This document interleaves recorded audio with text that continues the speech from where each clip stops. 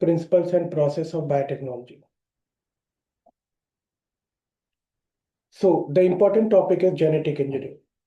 So genetic engineering is the branch of science which deals with the use of advanced tools and techniques in biology so that we can manipulate the genes in microorganisms so that either its product or the quality of product or the phenotype is changed for the human welfare or the environment. And here uh, we need to understand what is the principle of this genetic engineering, means how we do the genetic engineering. So the basic thing is to change the gene, means what happens, we manipulate the gene, and based on that we are getting the different uh, phenotype, or we are getting the special kind of protein which was not expressed previously in that microorganism, or various kind of properties we can obtain by manipulating the gene. And when we talk about the manipulation of gene, means we are talking about the manipulation of protein, means the product of gene is actually the protein. So based on manipulation of protein, we are getting the different phenotypes, different properties, or either we can get the protein which was not earlier present in that microorganism, we can get, like human insulin protein. So in bacteria, insulin gene is not expressed, but what happens when we take the insulin gene or growth hormone gene from human and we are putting in the DNA of bacteria, then that bacteria starts making that protein also. So here, uh, in genetic engineering, the recombinant DNA technology is the basic thing. So what is recombinant DNA technology? When we bring two different DNA from different organisms and we are putting them together, and that DNA makes the product of other organism, means if we have taken the DNA from bacteria and gene from human and we are putting them together, so that DNA will be called as recombinant DNA. And what we do, that recombinant DNA we used to put in microorganism, means the bacteria only, and that bacteria starts making that protein. So we will see the details now. Steps in genetic engineering for desired product, or we can say the protein. As I told, that ultimate product of manipulation of gene is the protein.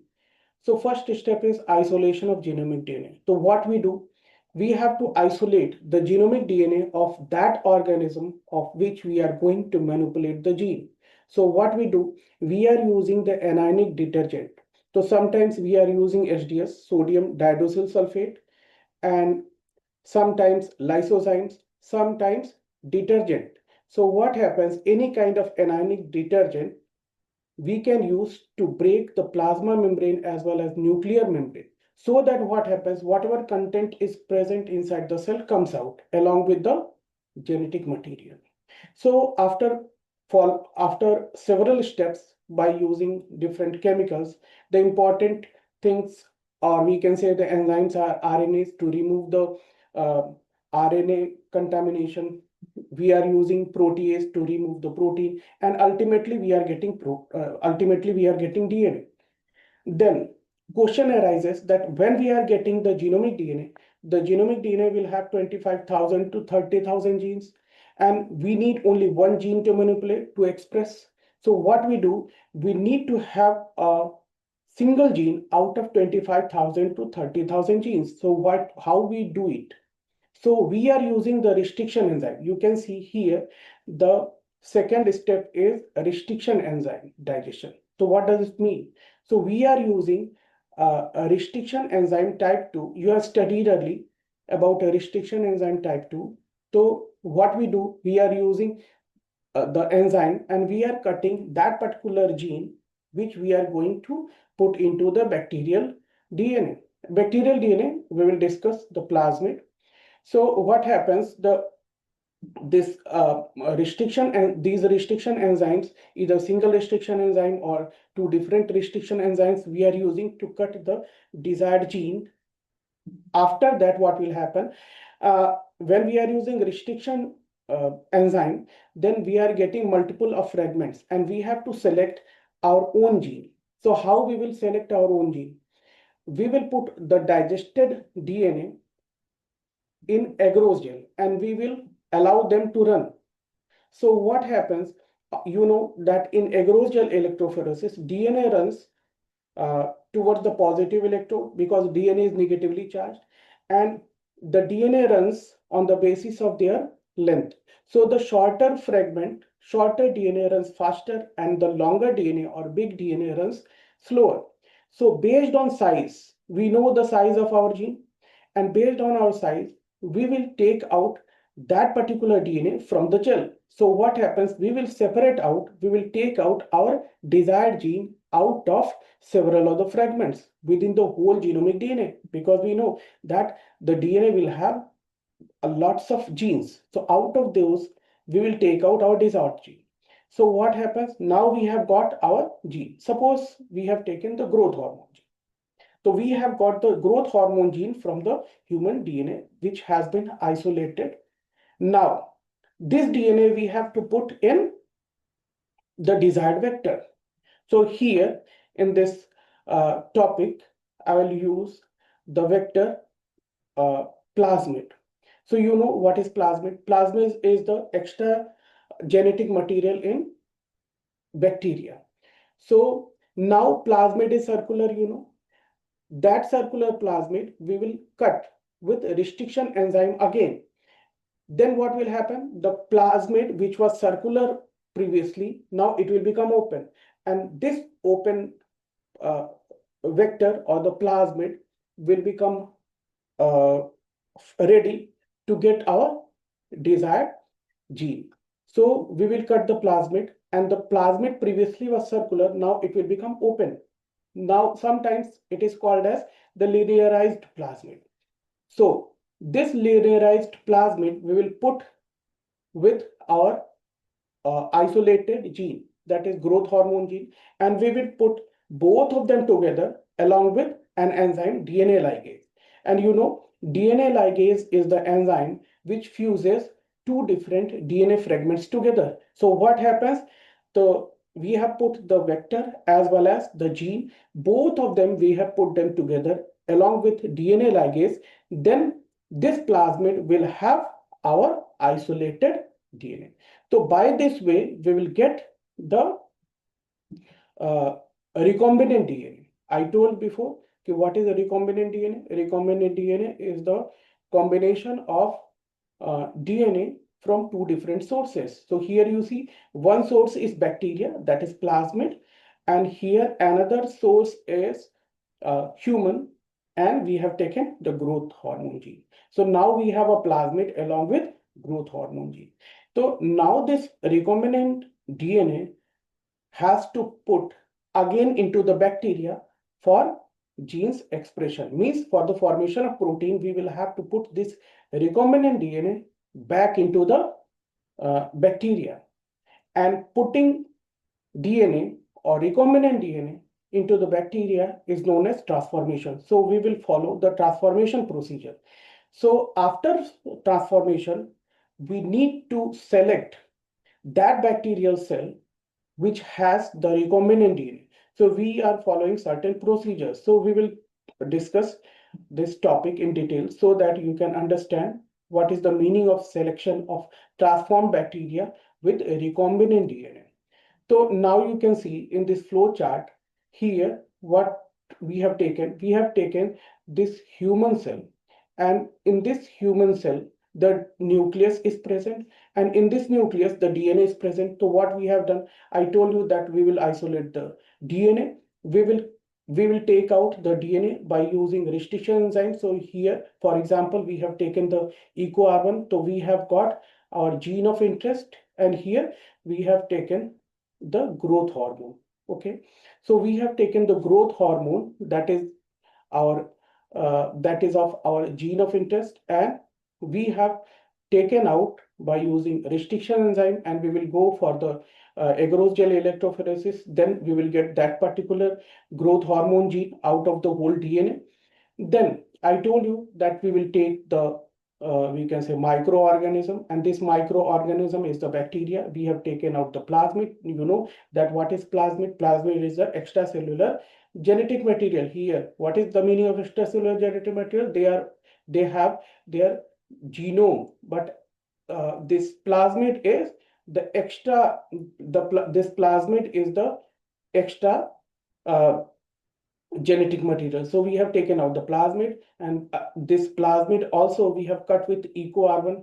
Then previously you can see this plasmid was circular.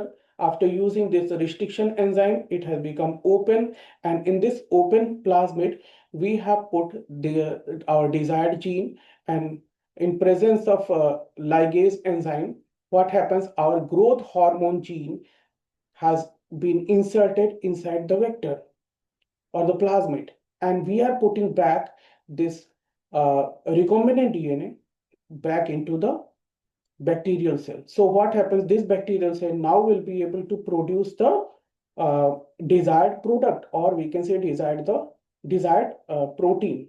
Now we will discuss the details of different methods of transformation procedure. So the first procedure, or the widely used procedure for the bacterial cells, is direct method or temperature shock method.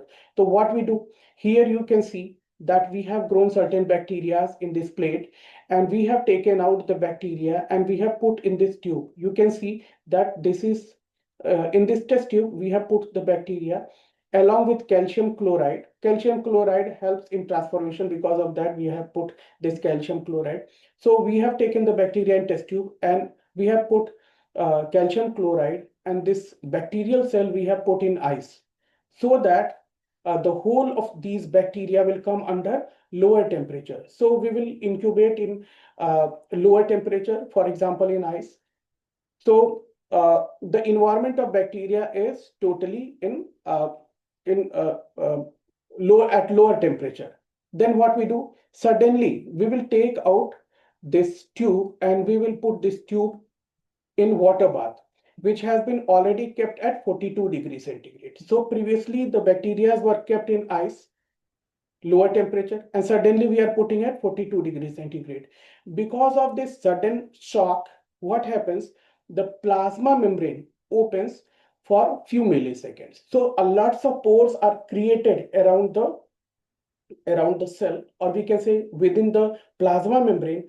And outside of this plasma membrane, we have already put the recombinant DNA. You can see that here we have taken the bacteria, we have taken the calcium chloride, and we have put our recombinant DNA. So what happens? The recombinant DNA is present, previously was present outside of this bacteria, but what happens when several of the pores are created because of this heat shock?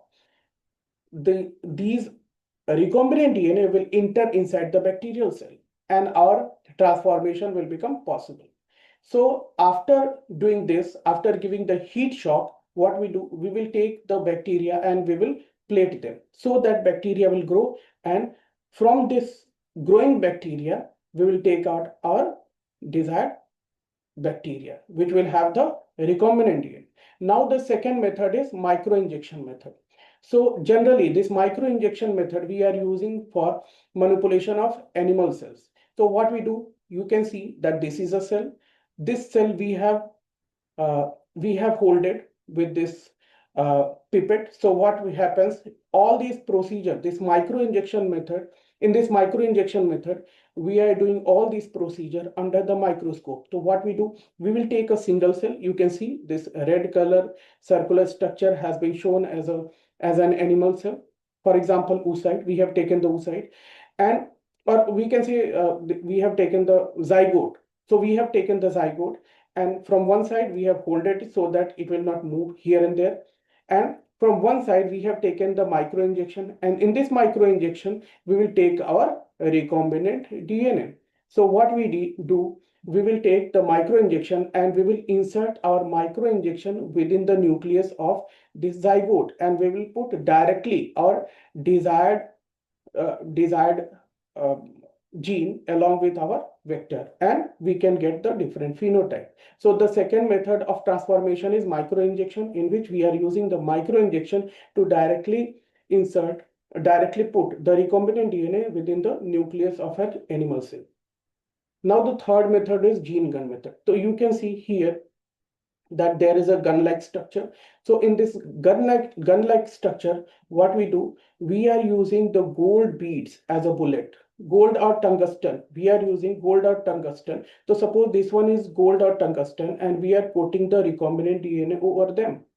And we are using this gold or tungsten as a bullet, and we are doing bombardment over the cell. So what happens directly because of this bombardment, either this gold particle or the tungsten particle that is deeply inserted inside the cell. So by putting both of these types of beads inside the cell, we can do our transformation possible. Generally, this gene gun method we are using for the plants. So by using all these three methods, we can do the transformation. In your syllabus, only three methods they have given, although many more methods we used to follow in lab. Now we'll see the selection of transformed bacteria with recombinant DNA. So now we need to know how we are selecting and what is the need of this selection. And we are selecting which type of cell out of what means how many types of cells we are getting after transformation, so that we have to select, we have to follow this procedure. So now we will see that when we are doing transformation, some of the cells will not be transformed. Any of the procedure is not 100% successful. So what happens, some of the cells will be non-transformed, so we have to remove the non-transformed cells.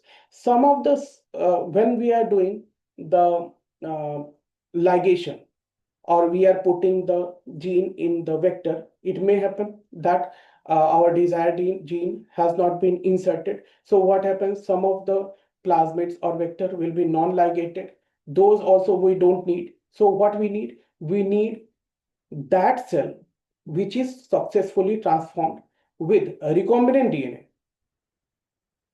out of two types of cells. So in this procedure, we will see how we will select our desired cell out of three different types of cells. So one of the important procedure is blue-white selection. This is very much important selection procedure. So what happens? We will see the details. You can see this is a plasmid, and plasmid means here we have taken the vector. So here we have taken the plasmid vector, and in blue-white selection, what kind of plasmid or what kind of desired vector we are using. So here you see PUC 18 or PUC 19. We are using, you just see, there are various types of vectors from different sources, and from bacteria only we are getting different types of plasmids. For example, we can see that in blue-white selection we are using PUC 18 or 19. Another type of bacteria, PBR 322, which we are using for antibiotic resistance. So lots of many more types of vectors, or the we can say plasmids, we are taking from the bacterial cells. And these are not the natural plasmids. We are manipulating already, so that it will become easy for us to select. It will become easy for us for the gene cloning. So what happens, you can see that first we'll see some properties of this PUC 19 or PUC 18 vector. So here you see that this is the ampicillin resistant gene. You can see this gene is ampicillin resistant gene. Ampicillin resistant gene means what? This gene is present in this plasmid, will make some products which will help the bacteria to grow them in presence of ampicillin. Means if any of the bacteria is having this plasmid which is having ampicillin resistant gene, will help that bacteria to grow in presence of ampicillin. Otherwise, in this ampicillin, as you know, is an antibiotic, will kill the bacteria. So if this plasmid is present in the bacteria, this bacteria will not die. Now you see on another side here, another gene is present. Can you see this gene, Hannah? Here. So another gene is present. This gene is LAGZ gene. And this LAGZ gene produces a protein called beta galactosidase. So here what happens, we will talk about two different genes present on PUC18. One is what? Ampicillin resistant gene. One is ampicillin resistant gene, and another is ampicillin resistant gene, and another is LAGZ gene. Another is LAGZ gene. And LAGZ gene is producing beta galactosidase. We will see what is the use of this beta galactosidase. And another gene I told that this ampicillin resistant gene helps the bacteria to grow in presence of ampicillin. Now what we have done, I told you before that we are using the restriction enzyme. So what we do, we will use the restriction enzyme so that this plasmid will become open, and where the restriction site is present. The restriction site is present within this LAGZ gene. You can see here the restriction site is present inside this beta galactosidase gene or LAGZ gene. Okay, so what happens? This place will become ready to get the gene which we will put for making recombinant DNA. So what we do? We will use the restriction enzyme and we will cut this plasmid, and we have taken our desired gene here, for example, growth hormone gene or insulin gene. So we have taken the growth hormone gene. This gene is coming from the DNA of human. Okay. And I told you before that we will put both of these two things, means the cut plasmid as well as the gene together, and we will use the DNA ligase. I told you what is the function of DNA ligase. DNA ligase is the enzyme which helps to join the DNA molecules. Okay. So after putting both of these DNA together along with DNA ligase, we will get two types of product. Here you can see this yellow colored fragment is the growth hormone gene, and here you can see that growth hormone gene is absent. Means what happens when we will take the plasmid, not all the plasmids will have this growth hormone gene. Okay, so here you see we will get two types of plasmids. One plasmid will have the growth hormone gene and another will not have, because this procedure is not 100% successful. So some of the plasmids will have this growth hormone, will be called as ligated vector because here ligation has been taken place, and another is non-ligated vector in which our insert, or we can say our gene of interest or growth hormone gene, is absent. So we will get two types of plasmids when we will go for the DNA ligation. Okay. Now, when we are going for transformation procedure, we will take the vector which will be the mixture of ligated and non-ligated vector. Now we will see that here we have got two types of plasmids or vectors. One is having the insert and another is not having the insert. So we will use the term ligated vector for the plasmid which is having insert, and another non-ligated which is not having the insert. So we have two different types of plasmids or vectors. So both of these plasmids or vectors are kept in a tube which will be used for transformation. So you can see that we have taken the bacterial cell. So I told you that transformation is a procedure in which we are putting the DNA back into the bacteria. So here you can see that we have taken bacteria and allowed both of these types of plasmid to be transformed. And after transformation, we will get three types of colonies. You can see one type of colony, one type of bacterial colony will have the plasmid which is ligated. Ligated means here is having the insert, and insert means growth hormone gene. Means here what happens, this bacterial cell is transformed with recombinant plasmid. Means the plasmid, here you can see I have written here the plasmid plus insert, and insert means the desired gene or growth hormone gene. Here you see the second bacterial cell. The second bacterial cell means some of the populations of these bacterial cells will be transformed with non-ligated vector by this vector. So here what happens? Here only plasmid is present. Means the plasmid, you have already seen that some of the plasmids will not have our desired gene. So this bacteria will be transformed with the plasmid only, which will not have the growth hormone gene. And third is not transformed, means some of the cells will not be transformed, means this transformation is not 100% successful. So some of the cells will be remaining non-transformed. So out of these three types of colony, colony A, colony B, and colony C, we need to select this one out of these two. We don't need colony B, we don't need colony C. Okay. Now, how we will screen out? Here you can see we have taken a Petri plate, है ना?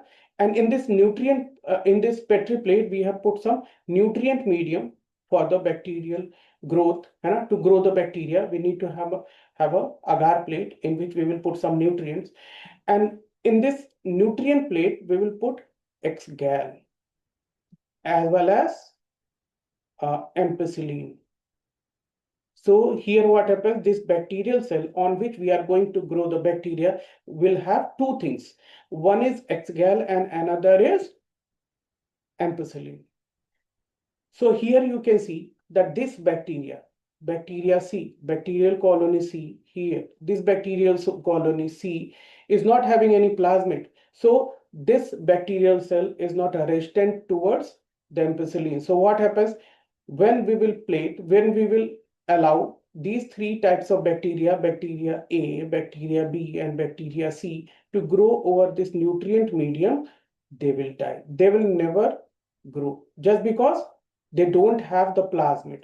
Since they don't have plasmid, they don't have the gene which will help them to grow in presence of ampicillin, so they will die. So now we will not get this colony. So C colony we have removed off.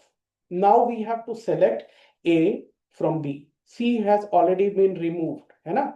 C has already been removed because of absence of plasmid or absence of gene, which is ampicillin resistant gene. Okay. Now we have to select A from B. So both of these types of bacterial colonies will grow because both of these bacterial colonies are having the ampicillin resistant gene. You can see here, this is ampicillin resistant gene in colony A, B, and this is ampicillin resistant gene in colony A. So both of these bacteria will grow. So now question arises, how we will select A from B? So what happens? I told you that in this plate we will put X-gal. So what happens? This X-gal is a substrate which reacts with beta galactosidase, and both of them together will give blue color. So what happens? X-gal will react with the product of gene LAC-Z gene. I told you the LAC-Z gene. So LAC-Z gene is present in the plasmid, which will produce the beta galactosidase and will produce the blue color. So what happens? Here we'll see the ligated vector. In ligated vector, what we have done? We have inserted our growth hormone gene in this LAC-Z gene. So what happens? If we will put any of the gene inside the gene, then that gene will never be functional because we have broken the gene. This procedure is called as insertional inactivation. It means we in this vector we have inactivated this LAC-Z gene. So this LAC-Z gene will not be able to produce the beta galactosidase. And here in another vector, we couldn't be able to insert our gene. So here what happens? This LAC-Z gene is still producing the beta galactosidase. So what happens? The colony which has this plasmid will produce the beta galactosidase. After reacting with X-gal will give blue color. Okay, and here you can see this plasmid. Since this plasmid has the laxate gene, but is not intact because we have inserted our growth hormone gene within the laxate gene. So this laxate gene is not functional. So this non-functional laxate gene means is unable to produce the beta galactosidase. So wherever this colony will grow, the colony which has this plasmid will not be able to produce the beta galactosidase, and if this beta galactosidase is absent, will not be able to react with XGAL and will not be able to give this blue color. So what happens? It will give white color, or we can say will not give any color. Okay, so when we are allowing these bacterial cells to grow, I told you that these bacteria will die, means C bacteria will die, which is non-transformed, and here this colony will give white color, and this colony A will give white color, because here insertional inactivation of laxate gene has been taking place, and here this bacterial cell B will give blue color because it is still producing the beta galactosidase after reacting with XGAL, है ना? After reacting with XGAL will give blue color, है ना? So here this colony will give blue color, and this colony, since is not producing the beta galactosidase, could not be able to react with XGAL and will give white color. So we will see the plate. Here you can see that the different types of two different colors of colonies are present on this plate. Here the blue color, white color, this blue color, white color. So we have to take out this white color colony. So now what white color colony will have? The plasmid along with the vector with our desired gene. So this bacteria will become, we can say, ready to provide the product of our DNA of interest or gene of interest. Okay, so what happens? We will select the white colony. So our desired colony is white colored colony. So we will take out white color colony. So we have removed, we haven't taken B colony, we haven't taken C colony, and by this blue-white color, we can select the white color, and this white color plasmid has our growth hormone gene, and now this bacteria will become ready to produce the growth hormone. So what we do by this recombinant DNA technology, we can produce the growth hormone gene, we can produce the insulin gene. So what happens? Previously, we had to get this insulin gene or growth hormone gene from different organisms, and those proteins sometimes were not functional in human being. Sometimes those proteins were not suitable for the recipients, means the human being. Sometimes it would become allergic to the human being. So what happens? We can express our desired gene in bacteria by using this genetic engineering or recombinant DNA technology, in which we are using the different types of vectors, and we are putting our desired gene from different sources, and we are making the recombinant DNA, and we can express any kind of gene in microorganism, and we can grow these bacterial cells at large scale. So we can use these bacteria for commercial purpose, and commercially it is available in market also. So here we are going to end this topic. Thank you.